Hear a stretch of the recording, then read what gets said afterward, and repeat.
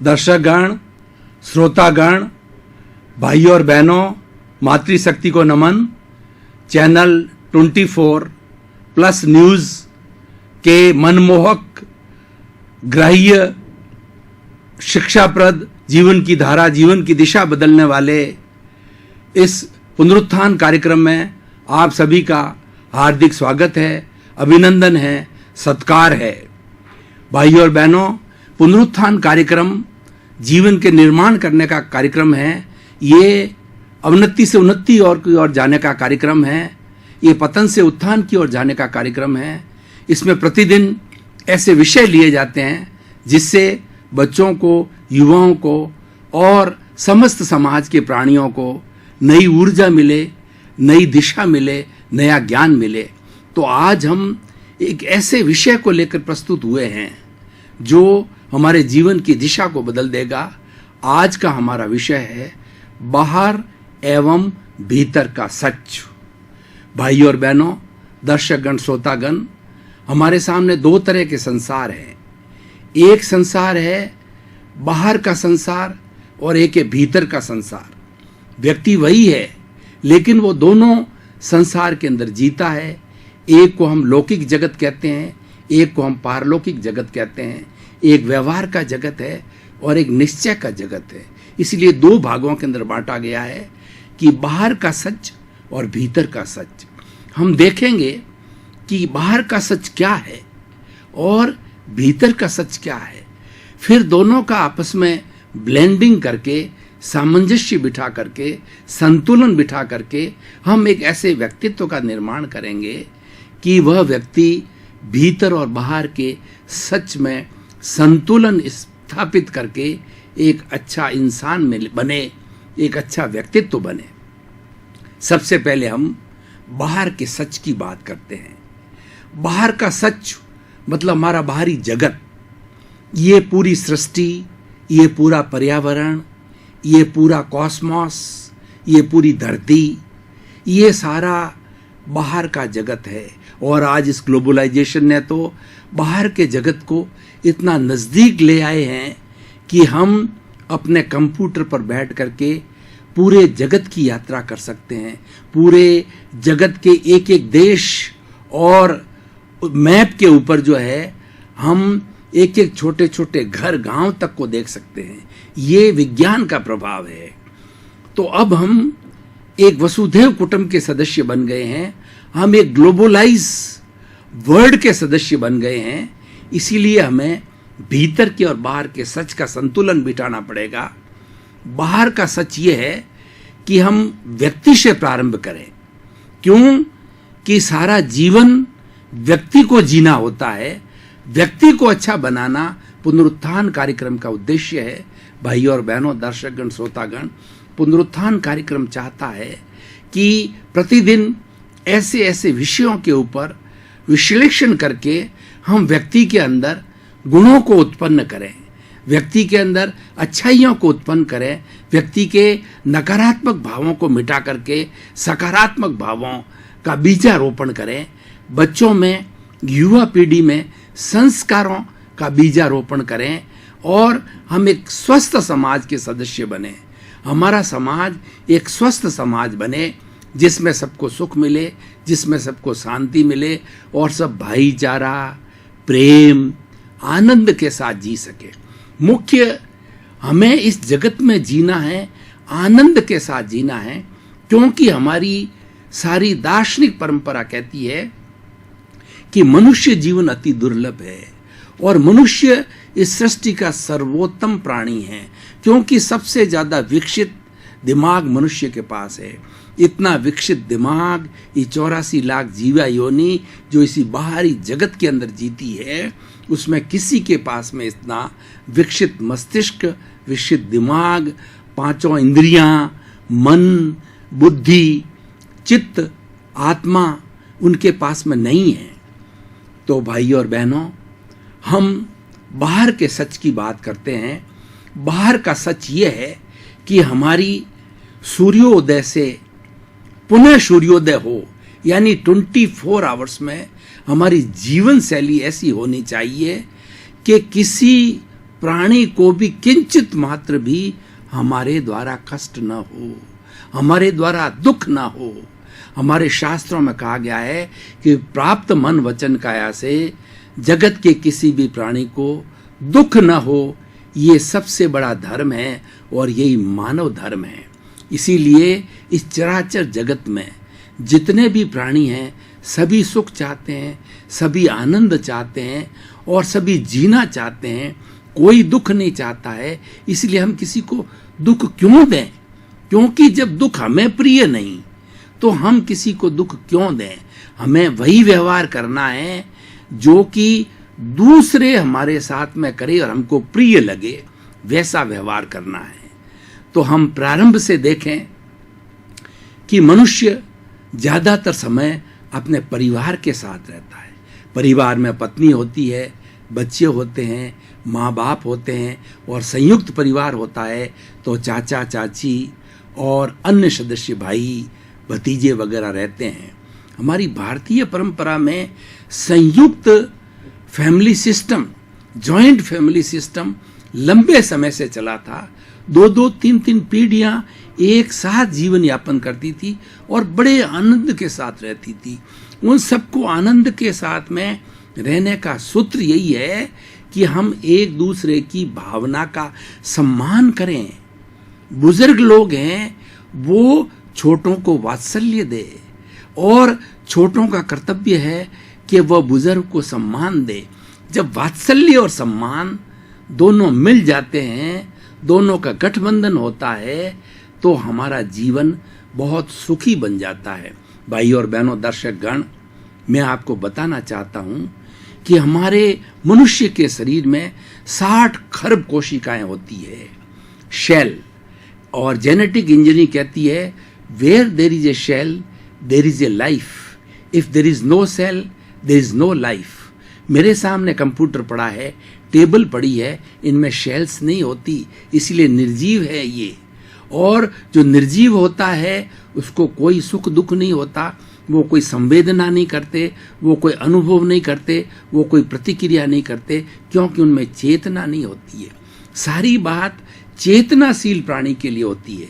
सुख दुख चेतनाशील प्राणी कोई होता है। इसीलिए हम भीतर और बाहर के सच की जो बात है वो चेतनाशील प्राणियों के संदर्भ में कर रहे हैं। और जितना पुद्गल है, जितना ठोस है, जितना पदार्थ है, ये सृष्टि पंचभूतात्मक है। पृथ्वी, जल, अग्नि, वायु, आकाश, ये पंचभूतों से ये हमारी सृष्टि बनी है और पंचभूतों से हमारे जीवन का पोषण होता है।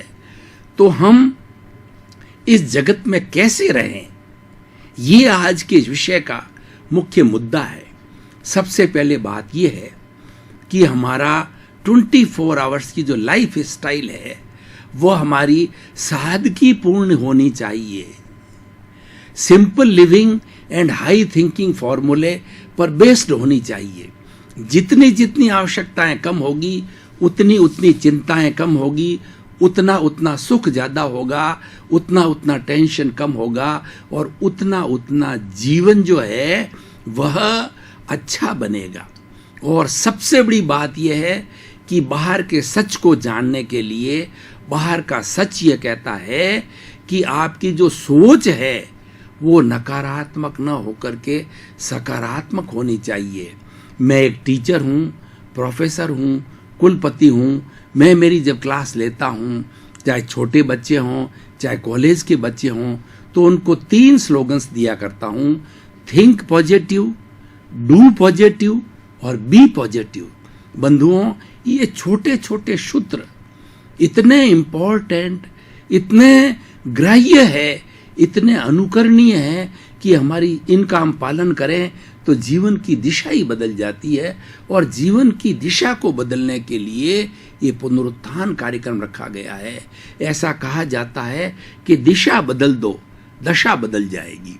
मैं आपको भाई और बहनों, दर्शकगण, श्रोतागण, एक उदाहरण के साथ बताना चाहता हूं कि हमारी सारी प्राण शक्ति जो है, हमारी जो रीढ़ की हड्डी है, उस रीढ़ की हड्डी के नीचे जो हमारा शक्ति केंद्र है, वहाँ हमारी शक्ति का, हमारी एनर्जी का एक सागर लहराता है, एक तालाब है, एक कुआं है। ये एनर्जी अगर हम ऊपर नहीं उठा करके, हमारा ऊपर यानी सहस्त्र सार में उठा करके इसका स्थानांतरण करते हैं, तो ये ज्ञान केंद्र ऐसा है कि यहाँ पर एनर्जी आने के बाद के अंदर रूपांतरण होने के बाद में जो है हमारे जीवन की दिशा बदल जाती है। यानी हमने दिशा को बदला, उस एनर्जी को नीचे से ऊपर की ओर कुंडलिनी जागरण करके उठाया। समय नहीं है वरना प्रयोग करके बताता, लेकिन सामान्य व्यक्ति, पशु पक्षी जो कि अच्छा जीवन नहीं बनाना चाहता है, वह भोग में, विलास में, आमोद में, प्रमोद में, रिक्रिएशन में, खाने में, पीने में सारी उस शक्ति का जो है वो नष्ट कर देता। नॉर्मल यही होता है, लेकिन बिरले महापुरुष होते हैं, अच्छा जीवन जीने वाले होते हैं, शक्ति को ऊपर उठा लेते हैं। तो भाई और बहनों, दर्शक गण, मैं बात कर रहा था नेगेटिव और पॉजिटिव थॉट्स की। हम ये भीतर को जगत को जोड़ने वाला और बाहर के जगत को जोड़ने वाला जो ब्रिज है वो हमारे विचार है।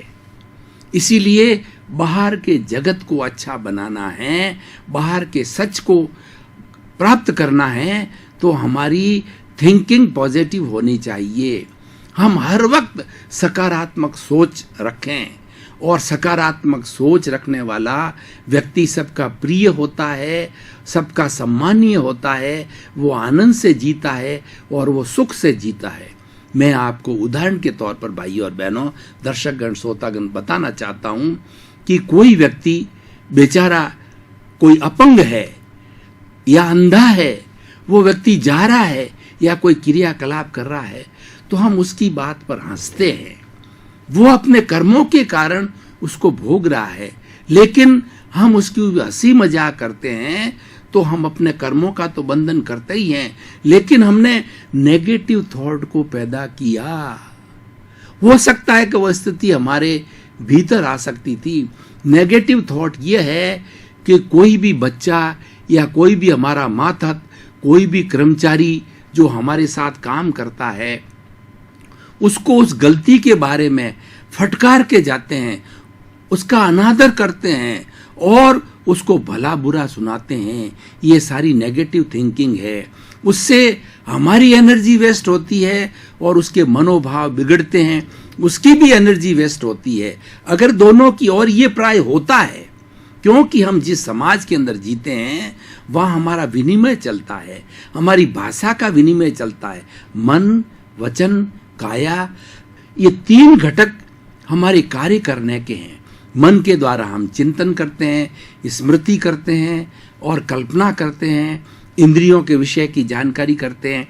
वचन के द्वारा हम बोलते हैं, किसी को निर्देश देते हैं, किसी की बात को सुनते हैं, और शरीर के माध्यम से सब कार्य किया जाता है। शरीर के लिए कहा जाता है कि शरीर माध्यम खलु धर्म साधनम। इस शरीर से ही हमें हर तरह की प्रवृत्ति की जाती है। जे कम्मे सूरा से धम्मे सूरा। जो कर्म शूरवीर होते हैं वे ही धर्म शूरवीर होते हैं। यानी कर्म भी इसी शरीर से किया जाता है, धर्म भी इसी शरीर से किया जाता है, अच्छाई भी इसी शरीर से की जाती है, बुराई भी इसी शरीर से की जाती है।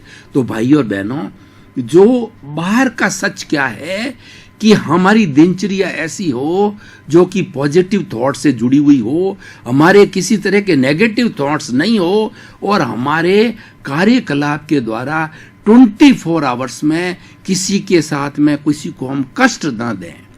और अगर मान लो मानव प्रकृति है, टू एयर इज ह्यूमन। व्यक्ति गलती का पुतला है, गलती होना स्वाभाविक है, ये मानवीय प्रकृति है। ऐसा कहा जाता है कि जो गलती नहीं करता है वो देवता कहलाता है, और जो गलती करके उसका प्रायश्चित करता है, सुधार कर लेता है, वो इंसान कहलाता है। और बार बार गलती करता रहता है, अपना सुधार नहीं कहलाता है, वह पशु कहलाता है या दानव कहलाता है। बंधुओं, भाई और बहनों, दर्शकगण, श्रोतागण, लंबे समय से हम गहन विषय के ऊपर वार्तालाप कर रहे थे, चिंतन मनन कर रहे थे। अब तरोताजा होने के लिए थोड़े समय के लिए ब्रेक ले रहे हैं। ब्रेक के बाद पुनः हाजिर होंगे।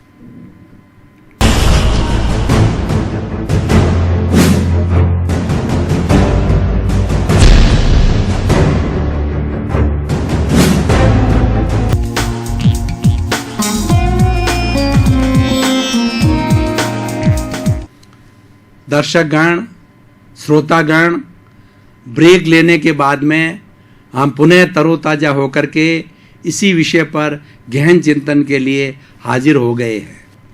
हमें अच्छा इंसान बनना है। हमारा लक्ष्य बाहर के सच को जानने का यह है कि हम अच्छे इंसान बने। तो इसीलिए हमारा जो हमारे विधायक भाव होने चाहिए, हमारा जीवन सादगीमय होना चाहिए। अब हम भीतर के सच की ओर जाएंगे।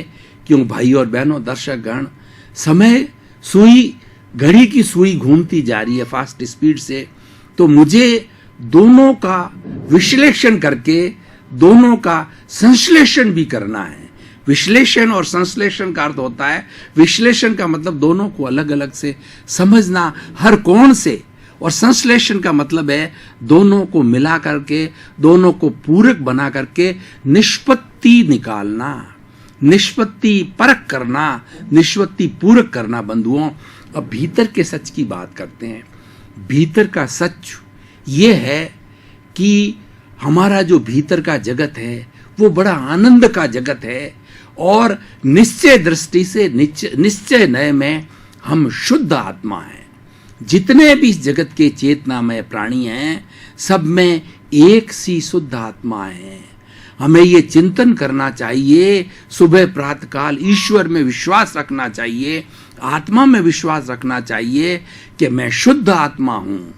हर वक्त 24 आवर्स भीतर के सच में रहने वाला यह शुद्ध चिंतन करे कि मैं शुद्ध आत्मा हूं।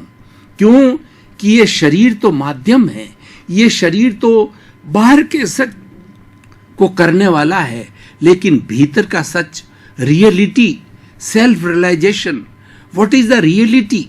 We are to search the reality, search truth yourself. और वो रियलिटी है कि मैं शुद्ध आत्मा हूं, और ये मेरी शुद्ध आत्मा अनंत ज्ञान वाली है, अनंत दर्शन वाली है, अनंत चेतनामय है, अनंत शक्तिमय है, और अनंत सुख का धाम है।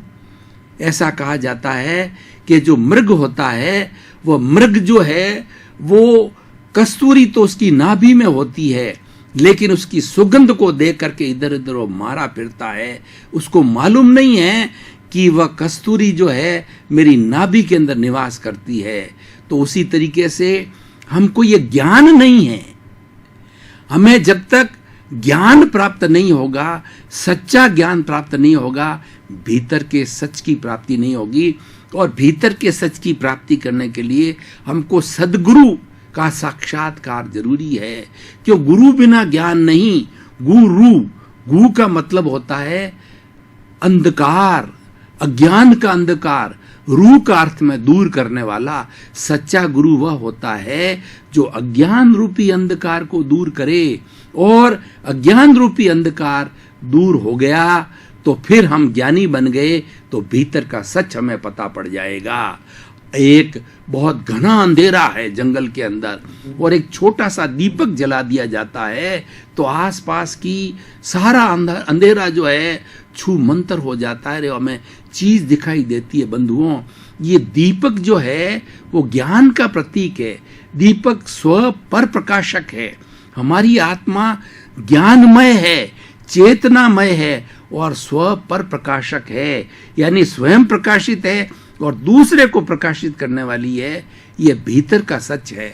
अब हम भीतर के सच की बात करते हैं तो हमारी आत्मा शुद्ध तो है, लेकिन वो कर्मों से आबद्ध है, उसके साथ अशुद्धि जुड़ी हुई है, वह बद्ध आत्मा है और बद्ध आत्मा होने के कारण ही इस शरीर में निवास करती है। ये शरीर आत्मा का, प्रभु का मंदिर है और इसके भीतर जो विराजमान है वो शुद्ध आत्मा भगवान है, वह परमेश्वर है, वह ईश्वर है। हमारी सृष्टि में जितने भी ईश्वर है, 33 करोड़ देवी देवता कहिए या कोई भी ईश्वर कहिए, वह स्वयं हमारी आत्मा ईश्वर है।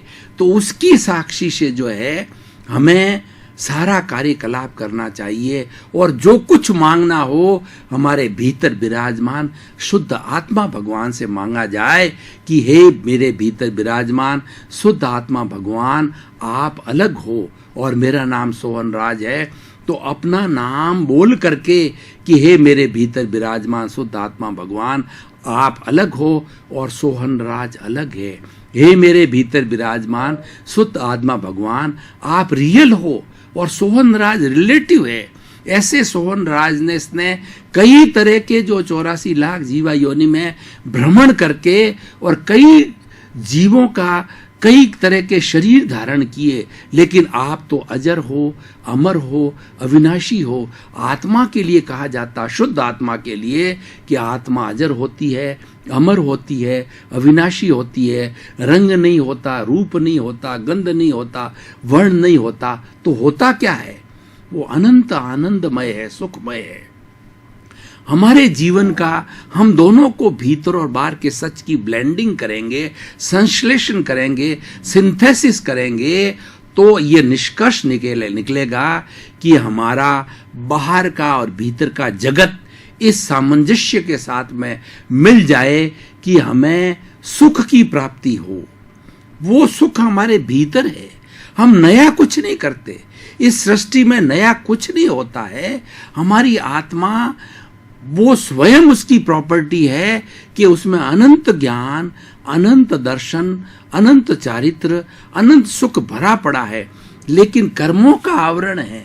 और इस आत्मा के ऊपर हमारी दार्शनिक परंपरा कहती है कि उस आत्मा के ऊपर 8 तरह के पर्दे पड़े हुए हैं। उन पर्दों को ज्यों ज्यों हटाते जाते हैं, ज्ञान का प्रकाश होता है, दर्शन का प्रकाश होता है। भाइयों और बहनों, दर्शकगण, श्रोतागण, मैं एक उदाहरण के तरह आपको बताना चाहता हूं कि जो हमारे साधु महात्मा होते हैं वो एक तुम्बी रखते हैं जिसको हम कमंडल कहते हैं पानी पीने के लिए। उसको जब खोखला किया जाता है तो खोखला करने पर वो एकदम हल्की हो जाती है और खोखले की हुई तुम्बी को अगर पानी के अंदर डाला जाए तो कभी नहीं डूबती है। तो ऐसी हमारी ये शुद्ध आत्मा को मैं एक रूपक के रूप में बताना चाहता हूं। भीतर का सच ये है कि हमारी शुद्ध आत्मा उस तुम्बी की तरह जो तरती रहती, यानी वो मोक्ष के अंदर निवास करती है, केवल आनंद के अंदर, केवल ज्ञान दर्शन के अंदर वो समाहित रहती है और मस्त रहती है। उसके कोई शरीर नहीं होता है, वो अशरीरी होती है। भीतर का सच है। अब आप देखिए, उस तुम्बी पे एक लेप किया मिट्टी का और उसको सुखाया, फिर उसके बाद में दूसरा लेप किया, फिर सुखाया, फिर तीसरा किया, चौथा किया, पांचवा किया, छठा किया, सातवां किया, आठवां किया। मिट्टी के लेप करते रहे, 8 लेप किए, लेयर्स चलाई उसके ऊपर। और उस तुम्बी को जो है हमने तालाब के अंदर डाल दिया तो हमने देखा कि वो तुम्बी डूब गई। तो भाई और बहनों, दर्शकगण, श्रोतागण, ये हमारा शरीर भी उस तुम्बी की तरह है। हमारी आत्मा के ऊपर 8 लेयर्स आई हुई है, 8 मिट्टी चढ़ी हुई है, 8 अशुद्धियां चढ़ी हुई है। वो जिसको हम कर्म कहते हैं, ये कर्म विज्ञान है। कभी कभी चर्चा चलेगी तो पूरा कर्म विज्ञान को हम खोल खोल करके बताएंगे कि वो कौन से 8 आवरण हैं। ज्ञानावर्णीय कर्म, दर्शनावर्णीय कर्म, वेदनीय कर्म, मोहनीय कर्म, आयुष्य कर्म, नाम कर्म, गोत्र कर्म और अंतराय कर्म। ये 8 लेयर्स उसके ऊपर आए हैं। 8 लेयर्स आने के कारण जो हमारी आत्मा बद्ध है और ये शरीर धारण करती है। अब हम उस आत्मा का चिंतन करते हैं, अगर समझ को सही करते हैं। सबसे बड़ी बात है कि हमारी राइट बिलीफ होनी चाहिए। रॉन्ग बिलीफ का समाप्त होना मतलब ज्ञान की प्राप्ति होना। रॉन्ग बिलीफ क्या है कि ये शरीर मेरा है शरीर के आगे कुछ नहीं है। राइट बिलीफ क्या है कि शरीर रिलेटिव है, रियल मेरी शुद्ध आत्मा है, और ये रियल और रिलेटिव दोनों अलग अलग है। शरीर भिन्न है, आत्मा भिन्न है, और मैं करता नहीं हूं, मैं तो मात्र निमित्त हूं। करता है इस जगत की व्यवस्थित शक्ति है, जो मैंने बाहर के जगत सृष्टि की बात की है। जगत का नियंता व्यवस्थित शक्ति है, लेकिन उस व्यवस्थित शक्ति में जैसे दूसरे संयोग है, जैसे कि पृथ्वी जल अग्नि वायु आकाश, वो संयोग हैं, और जितने हमारे ट्रांसपोर्ट के साधन हैं, जितने हमारे भोजन के दूसरे दूसरे संयोग हैं, उसी तरीके से मैं भी एक संयोग हूं। मैं भाई और बहनों, दर्शकगण, श्रोतागण, आपका बहुत बहुत धन्यवाद, साधुवाद, आपके पास कृतज्ञता। आप प्रतिदिन अच्छी संख्या के अंदर हो रहे हैं, और प्रतिदिन हमारे दर्शकों की, श्रोताओं की संख्या बढ़ती जा रही। इस बात का प्रतीक है कि हमारा पुनरुत्थान कार्यक्रम सफल हो रहा है, और इस कार्यक्रम की आप ही दर्शकगण, श्रोतागण आत्मा हो। आप प्रतिदिन आएं, इसको सुने। ये हमारी सत्संग है, और सत्संग के अंदर कौन सी चीज़ कब हमारे हृदय को छू जाए और हमारा रूपांतरण हो जाए बंधुओं, यही इसका लक्ष्य है।